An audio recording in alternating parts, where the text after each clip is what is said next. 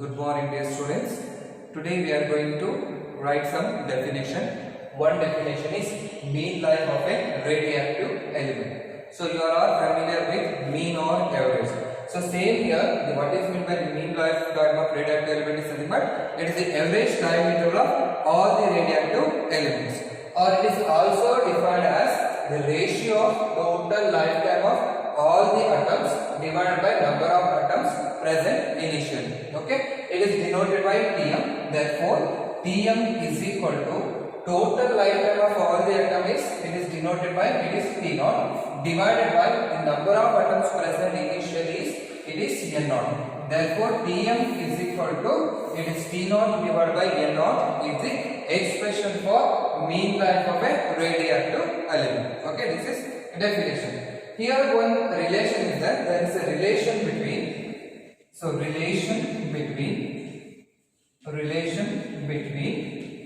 mean life, that is Tm, and lambda, where lambda is nothing but it is the decay constant. You have to remember this. So derivation is that, but it's very lengthy derivation. So when our regular classes start, we will do this derivation.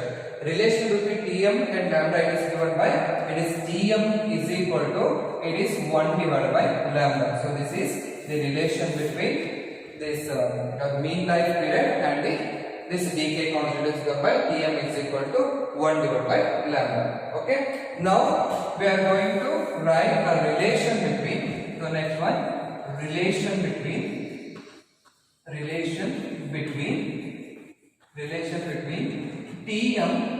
Tm and T half. So Tm is mean life period, T half is half life period. So what is the relation between Tm and T half? We have to study.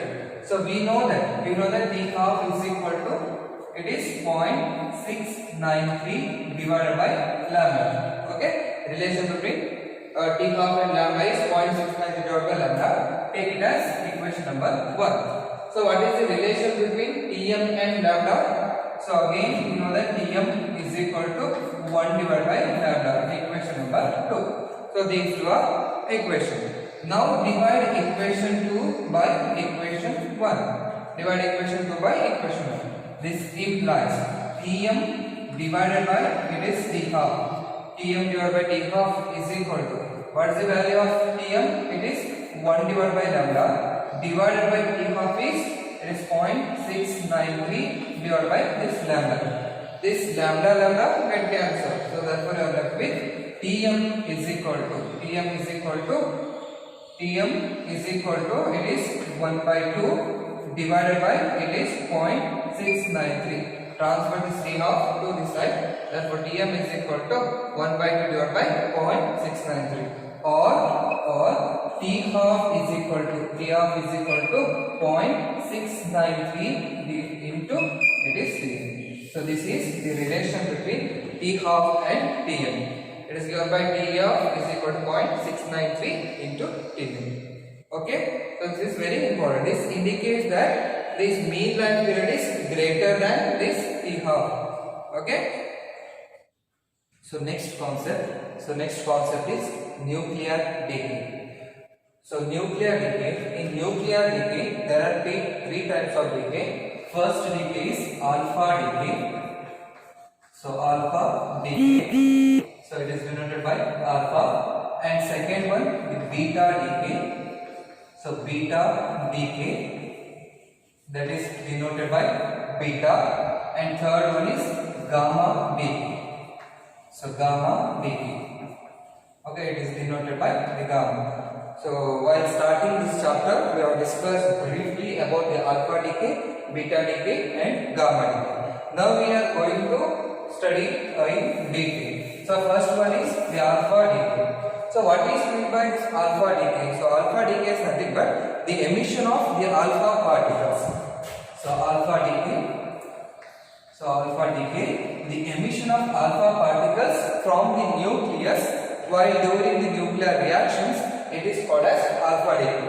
So then what is meant by this alpha particles? The alpha particles are nothing but they are helium nucleus. So helium nucleus is called as this alpha particle. Helium nucleus is represented by 2 helium-4. This is the representation of this alpha particle. When the nucleus, from the nucleus, if the helium particles are emitting, this type of decay is called as alpha decay. Okay? The emission of alpha particles from this nucleus during nuclear disintegration is called as alpha decay. Then what is the general representation of this nuclear alpha decay? Okay? So we know that the nucleus is represented as X, this is A. So this is the representation of the nucleus. During this alpha decay, that means it must emit the alpha particle. What is that alpha particle? 2 helium-4 will be the alpha particle. So here you can see here this will be the parent atom, the parent nuclei. So this will be the parent nuclei. After disintegration, nuclear disintegration, it is going to emit the alpha particle. This is the alpha particle. So if the alpha particle is emitting, then there must be a daughter nucleus. So this will be the daughter nucleus. So daughter nucleus. So this is daughter nucleus. Now what will be this value of Z? So you know that in a nuclear reactions, the left side must be balanced by this right side. That is, initial must be balanced by the product. So here 2 is there means here it is Z is there means, so you can write here it is Z minus 2. So that this minus 2 plus 2 it will cancel out. You are left with this Z. Okay, and here it is A is there. Here you are right, 4 A's are present. Therefore here you can write it as it is A minus 4. A minus 4. On adding this A minus 4 plus 4, this 4 get cancelled. You are left with A. Z minus 2 plus 2, you are getting Z. That is this initial product, they are balanced with this final product. So here this will be unstable nuclei. So unstable nuclei, and this will be the stable nucleus. Okay, this will be the stable nucleus. Why this is taking only Z minus 2, why and A minus 2?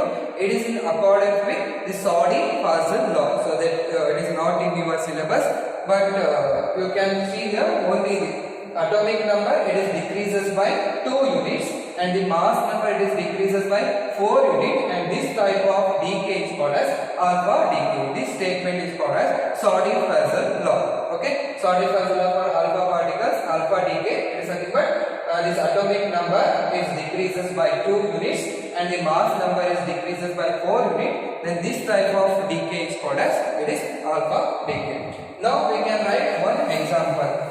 So see here, example, you are taking uranium 92 uranium 238. 92 uranium 238. It is undergoing this nuclear reaction and forming this alpha particle, that is 2 helium-4. 2 helium-4. And here what is the daughter product? Daughter product is nothing but it is less than 2 units. ಅಂದ್ರೆ ಹೇಳಿದ್ರೆ ಏನಾಗಬೇಕು, 2 ನಲ್ಲಿ shift ಆಗಬೇಕು. ಇದು 92 ಇರೋದು ಏನಾಗಬೇಕು, it is 92 minus 2, it will be in 90. So 90, the element number 90 is nothing but it will be thorium, and here is 238 is there. 238 minus 4 is, it is 234 will be the daughter nucleus. This is the product, this is the parent nucleus, and this will be the daughter nucleus which is stable, and this will be the alpha particle which is emitted.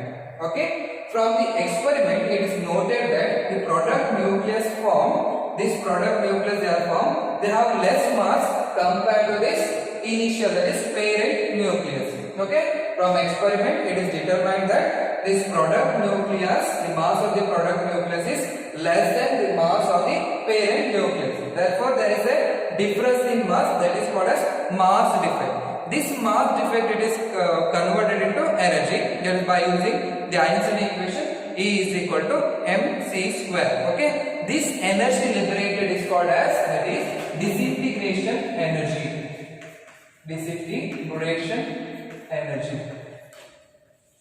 This energy is called as disintegration energy or nuclear energy, or it is also called as Q factor energy, and it is also called as Q factor energy. So then what is this Q factor energy? It is nothing but the difference in the mass of the parent nuclei minus the mass of this daughter nuclei is called as, that is, disintegration energy. It is given by Q is equal to, if mass of the parent nucleus is, so it is mx, therefore it will be mx minus masses of the product nuclei. The mass of the product nuclei is nothing but it will be the y. So this will be the my. So it is my plus my plus the alpha particle, that is alpha, that is alpha. So here like this, right, into it is c square. This is the expression for this disintegration energy or Q value of the nuclear reaction. Okay, it is nothing but difference in the masses of the parent nuclei and this product nuclei. It is given by Q is equal to mx minus my plus alpha into c square. So if the masses are expressed in atomic mass unit, if the masses are expressed in atomic mass unit, you can write it as Q is equal to, it is mx minus it is my plus it is alpha into 931 into 931.5 mega electron volt. Okay, because you know that one atomic mass unit is equal to 931.5 mega electron volt. So this is Q is equal to mx minus my plus alpha into 931.5 mega electron volt. If the Q is equal to positive, so if Q is equal to positive, this type of reaction is called as exothermic reactions.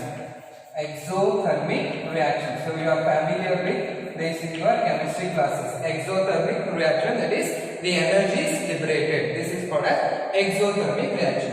If Q is equal to negative, it is called as endothermic reaction.